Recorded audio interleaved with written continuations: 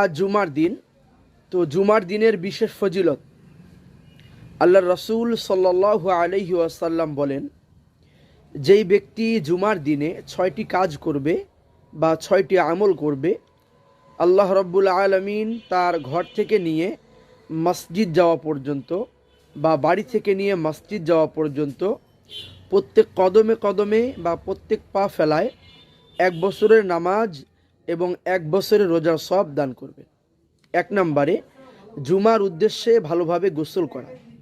2 নম্বরে আগে ভাগেই মসজিদে গমন করা। 3 নম্বরে পায়ে হেঁটেই মসজিদে গমন করা। 4 নম্বরে ইমামের নিকটবর্তী হয়ে বসা। 5 নম্বরে মনোযোগ সহকারে খুতবা শ্রবণ করা। 6 নম্বরে অহেতুক কোনো কথা বা কাজ না করা। আবার বলছি, 1 নম্বরে জুমার উদ্দেশ্যে ভালোভাবে গোসল করা। 2 নম্বরে আগে ভাগেই মসজিদে গমন করা। 3 নম্বরে পায়ে হেঁটে মসজিদে গমন করা। 4 নম্বরে ইমামের নিকটবর্তী হয়ে বসা।